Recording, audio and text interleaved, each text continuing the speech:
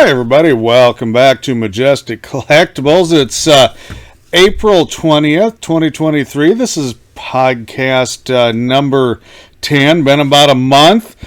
First, I got a little bit of sad news. I got to give a nod to a friend of mine, Ron Yarnell, Pastor Ron Yarnell. He passed away Monday. I don't know what time. I just heard about it a couple days ago. Kind of passed away unexpectedly. He was a friend of mine from the Iowa Comic Book Club, and in the club together, a few years now, and certainly condolences to his wife and daughter and his congregants. Really going to miss his stories. He grew up in Long Island, New York in the 60s and 70s. And I really liked his stories, talking about shopping for comics in Long Island. And he was a big music, rock and roll, and music aficionado. So he's very knowledgeable there. So I'll miss talking with you, brother. I guess on cheerier news, it's been a while for the podcast. I just haven't come up with any good topics. Again, if you guys can think of a topic for the podcast, please let me know, and I'll try and work it in somehow on it. I did think of something today, though. I've been watching YouTube videos, and I know you're sitting here, the two of you that are listening to this that are probably last name of Colander. I know... you see the videos and you see all the whining and the cussing and the rage, whatever, towards eBay and the slow sales and the inconsistency. And I'm frustrated too, okay? I don't like it much either. Certainly affects me, costs me a lot of money when sales go dead because of technology. At least I'm assuming they're doing some type of update, upgrade, something or other. I don't know. On it, but it did get me thinking. First of all, it's nothing new. So I've been on eBay since '97, and having dead spots, flat spots in sales due to something going on, your items not being seen. I don't know what causes it. I really have no idea. But it's out of my control. It's out of everybody's control. And as frustrating as it is, I just don't see the point of ranting and raving and making all these hate kind of videos, if you will, bashing on eBay. They certainly deserve it. I'm not apologizing for their out-of-date technology and poor management. But there's just nothing I can do about it. So that's how I came up with my topic. What do I do when sales slow down on eBay?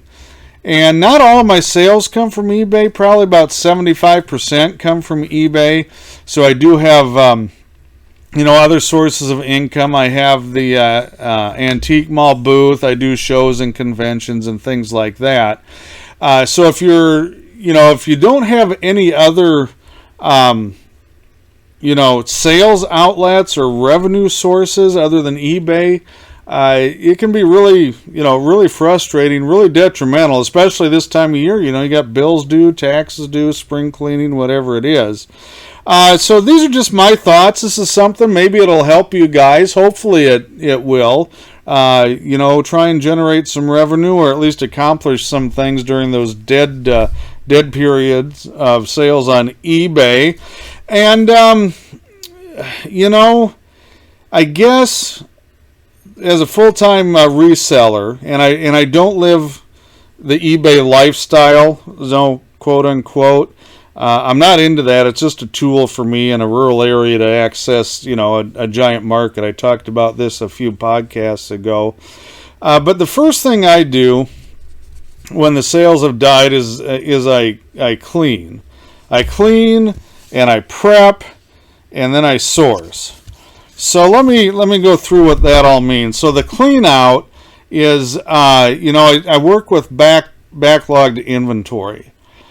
And I do not have death piles. I talked about this before too. If you have death piles, or a death pile, especially if you're paying storage or rent, or it's taking up space you could other utilize, death piles are really, really bad for business. Don't do it. They're very costly. They don't necessarily suck money out of your pocket unless you're paying storage cost, a storage unit or something like that. But they keep you from doing things you need to do, right, to keep the business efficient. So part of that deal of not having a death pile is I sort things out, and literally 20 minutes before I sat down in front of this microphone to do this podcast, I just got back from a local consignment auction house I deal with here in Des Moines. And they do a really great job. The name is Auction Gang. They don't know I'm doing this. I don't think they even know I have a podcast or YouTube channel, to be honest with you. But I just took a full-sized van load of stuff. Stuff that was taking up space, stuff I didn't want to use for something else. I just want to turn it into cash. I put no reserve prices on it. I do not bid on these items and buy them back. I do not want to see them again. I want money, and I want my space back. And that is one of the things that I did. Another thing I did, when I say clean, I sorted out. So I've got the auction stuff, which I just delivered down a few minutes ago. And I've got a section that's for shows, or conventions, and that's mainly in my storage unit where I sort that because I don't need access to it on a short-term basis. It can sit there. I don't need to have it underfoot all day long. And then I sort out the stuff that's backlogged that needs to go into my eBay store. And so that's the first thing I do, is I do kind of this clean out thing. And I do it every time it's slow. So whether it's now, the middle, end of summer, back to school period is kind of slow. Whenever I hit a slow spot for more than a couple of days, you can kind of see the trend coming after 2-3 days. You think, well, okay, it's, the sales are going to be down for a little while. I just start doing this. And it really keeps the business efficient. It actually keeps costs down. It keeps things well organized and well sorted. And that leads into my next thing. So once I'm done cleaning, which is very important, and then I prep. So do a lot of prepping. And, once you got this stuff broken down, again, no death pile stuff, that's easy for the auction stuff. I just did that. I hauled it down. Shows and conventions, I do sorting and pricing. So the materials that sell better at shows than on eBay, and it's usually lower dollar stuff or oddball stuff that comes in collections that doesn't have a lot of value. But I sort that out. I get ready for my show season. I've already had 2, but I have more coming up. And I stack that up in the storage unit. So when I have a show come and I go a few days before the show, I can just load. I don't have to do that right before every show. It's sorted, it's priced, it's where it wants to be, it's in the box it's supposed to be in, and I just load up and go. I don't have to worry about it. Saves a lot of time. And the last thing, well, I shouldn't say the last thing I do. The next thing I do is I take pictures and scan for eBay. So anything that's going online, I don't sell right now. I'm not selling on any other sites other than eBay. I do pictures. So what I do, especially, whether it's the action figures or the comics or whatever, DVDs, whatever I've got in my eBay store, you guys can see that anytime. I have pictures. I take them, I scan them, I put them on my hard drive. It's really drudge work. I don't mind taking pictures of the action figures because I can use my camera, and that goes really quick and easy, and I can see it right away. So if there's a fuzzy pic, I just take another one, whatever it is. The scanning is a little more of a drudge. I've got a really nice high-end flatbed scanner, large size scanner, commercial size scanner, and I did it this morning. I've done it the last, probably close to 2 weeks now, and I just scan so many because I hate doing it, but it's necessary, and I'll scan 20 or 30 items a day. Not a huge number, just enough, but I build that up. And so when the sales are slow, like they are now, I am ready to go because of the prep work, and I can list.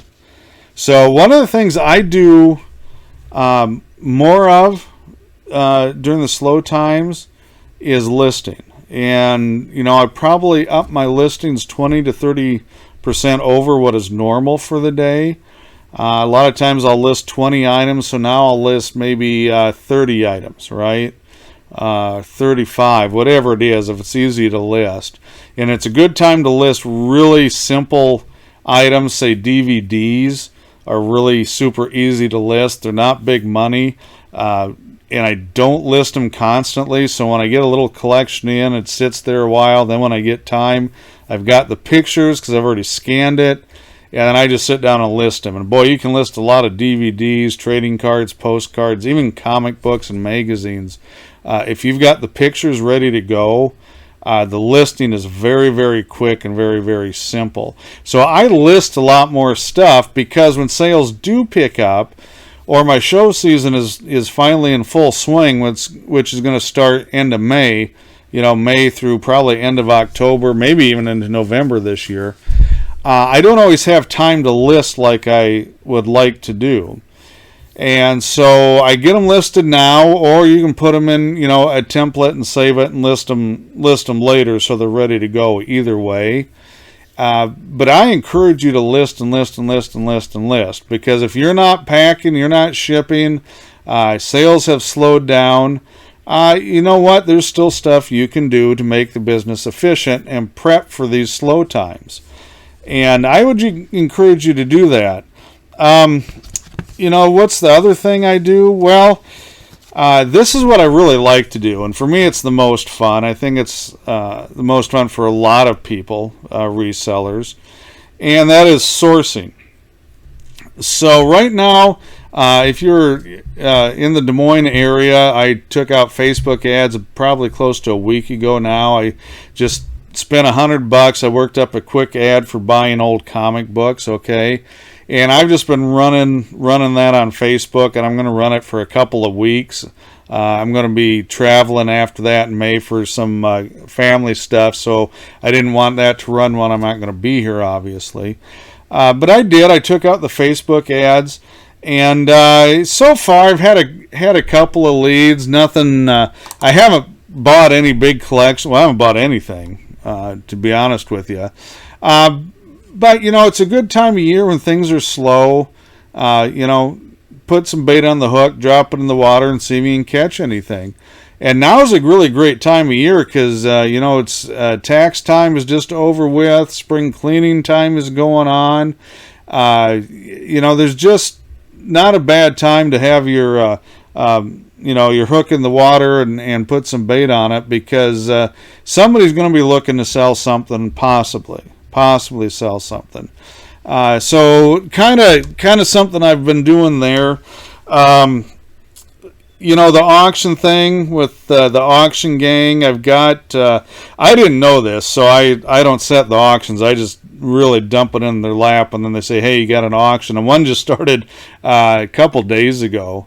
I think it was. Got a few odds and ends. No comics or anything on there, just odds and ends stuff.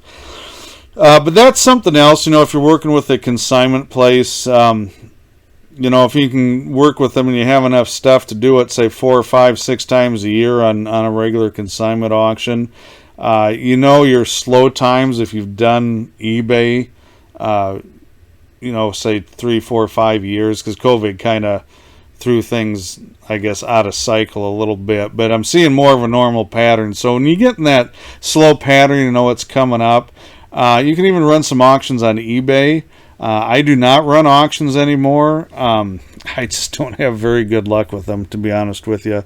But it does drive people to your store and your merchandise. So, if you want to bump up sales, list, and run a few of those as auctions on eBay. Something else, and I don't get to do this a lot anymore because I'm too tied down here. But I'd like to do more of it, and I also visit other shows or conventions, not as a dealer setting up, but just as a fan, just to go, just to enjoy it, not sit there thinking, gosh, this is worth this or this is worth this. Just enjoy it for what it is. And I really miss a lot of that. So that's something that you might want to do. And it's always good if you got to have a business angle on it to try and justify it. It's always informational to see how other dealers grade things, how other dealers price things, how other dealers market things.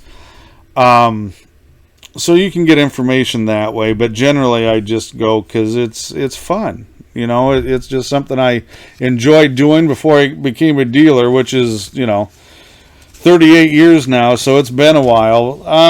But just go and kick back, and then the last thing is, you know what?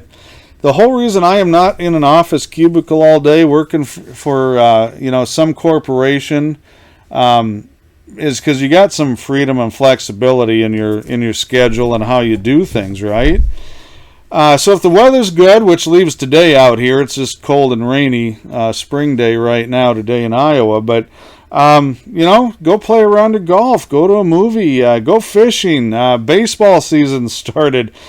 Catch an afternoon weekday baseball game if you got one in the area, and do some relaxing and recharging. And this is something that I think gets overlooked a lot with small sellers and online sellers and resellers. There doesn't seem to be an off switch or a downtime. And it's important to take care of yourself too a little bit. So I would definitely encourage you, if it's not going to mess up your schedule, just take an afternoon off now and then, and don't worry about it. Because the way the internet is, the way eBay is, you could be chained to your computer 24/7 and never be done. There's always something to do. But if you need the sales, and you need the business, the first part of this, might be the angle you take. If you're satisfied, you've got your prep work done, you're able to keep up with the listings, your inventory's under control. There's no reason not to take a day off. Doesn't hurt a thing. Take a couple days off, and enjoy some well-earned time kicking back and relaxing, because this is work. A lot of people seem to think that this reselling thing is not a real job, which is really interesting because, I wouldn't do it if I didn't get real money for the real work. Anyway, just my 2 cents of preaching there, I guess, in honor of Pastor Ron. I think he would have liked that. And so that's it. A little bit shorter podcast today. Just something that I kind of got to thinking about watching YouTube videos. If you get a chance, please click like, hit subscribe, check out our other videos and our podcast. Send me some ideas, all right, for podcast topics. And, I guess that's it. Relax. Have fun. Don't run yourself into the ground, and just prep. Do your homework. Get it all ready to go, and things will be really smooth. I think you'll be very happy with it then. So that's it. Take care. Thanks for listening.